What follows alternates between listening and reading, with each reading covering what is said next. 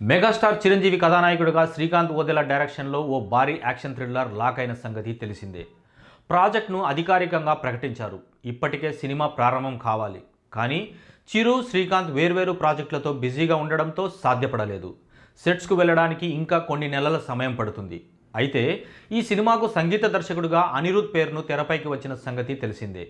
భారీ action thriller కావడంతో శ్రీకాంత్ అనిరుద్ని పట్టుబట్టి మరీ ఒప్పించాడనే ప్రచారం జరిగింది.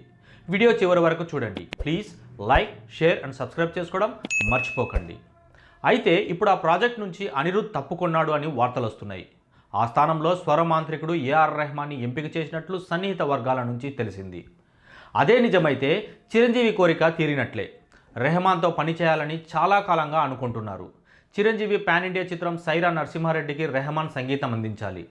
రెహమాన్ కూడా అడ్వాన్స్ తీసుకున్నాడు. కానీ చివరి నిమిషంలో బిజీ షెడ్యూల్ కారణంగా రెహమాన్ ప్రాజెక్ట్ నుంచి తప్పుకున్నారు. అప్పటి నుంచి చిరు, రెహమాన్ విషయంలో కాస్త అసంతృప్తిగా ఉన్నారు అనే ప్రచారం అప్పట్లో వేడెక్కించింది. చిరంజీవి ఇక రెహమాన్కు అవకాశమే ఇవ్వరు అన్న రేంజ్లో ప్రచారం జరిగింది. కానీ రెహమాన్ బాండింగ్ ఇప్పుడు మెగా ఫ్యామిలీతో బాగుంది. మెగా పవర్ స్టార్ చరణ్ కథానాయకుడిగా నటిస్తున్న పెద్ది సినిమాకు రెహమాన్ సంగీతం అందిస్తున్న సంగతి తెలిసిందే. సంగీతంపై టేస్ట్ ఉన్న బుచ్చిబాబు వల్లే ఇది సాధ్యమైంది. ఇప్పటికే రెహమాన్ బాణీలు సమకూర్చిన చికిరి చికిరి సాంగ్ ఎంత పెద్ద హిట్ అయిందో అందరికీ తెలిసిందే. రెహమాన్ ఈజ్ బ్యాక్ అనిపించేలా ఈ పాట సక్సెస్ అయింది. యూట్యూబ్లో సరికొత్త రికార్డులు నమోదు చేసింది. రెహమాన్ నుంచి తదుపరి రిలీజ్ అయ్యే పాటలు ఇంతే హైప్ ఇస్తాయని మెగా అభిమానులు కాన్ఫిడెంట్గా ఉన్నారు. ఇవన్నీ చూస్తే చిరంజీవి, శ్రీకాంత్ రెహమాన్ని దించాలనే ఆలోచనతో అడుగులు వేస్తున్నట్లు వినిపిస్తుంది. మరి ఈ ప్రచారంలో నిజానిజాలు తేలాల్సి ఉంది. ప్రస్తుతం అనిరుద్ కూడా ఫుల్ ఫామ్లో ఉన్నాడు. చిరంజీవి లాంటి లెజెండ్తో ఛాన్స్ అంటే అతడు అంత సులభంగా వదులుకోడు. బిజీగా ఉంటే తప్ప అది సాధ్యం కాదు. మరి నెట్టింట జరుగుతున్న ప్రచారం వెనుక అసలు నిజాలు తెలిస్తే కానీ క్లారిటీ రాదు. Pan India star Prabhas, crazy director Sandeep Reddy Vanga కాంబినేషన్లో వస్తున్న స్పిరిట్ సినిమాపై రోజుకో వార్త నెట్టింట హల్చల్ చేస్తుంది. ముఖ్యంగా మెగాస్టార్ చిరంజీవి ఈ సినిమాలో ఒక పవర్ఫుల్ క్యామియో రోల్ చేస్తున్నారనే వార్త సోషల్ మీడియాలో గట్టిగానే వైరల్ అవుతుంది.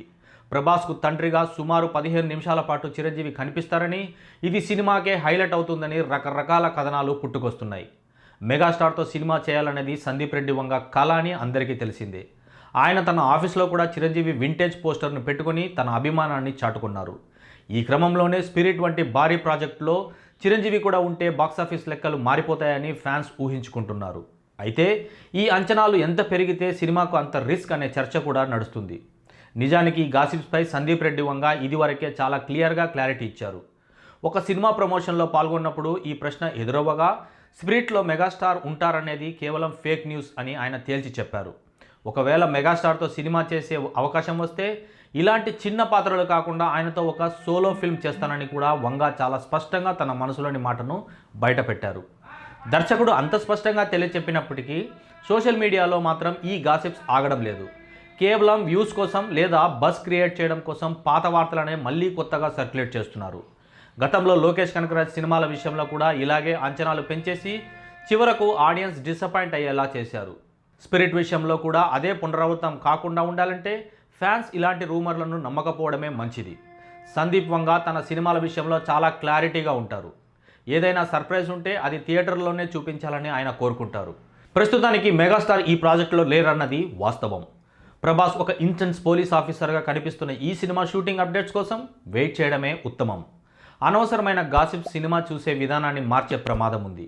ఇక సినిమాను 2027లో ప్రేక్షకుల ముందుకు తీసుకురావడానికి మేకర్స్ సిద్ధమవుతున్నారు.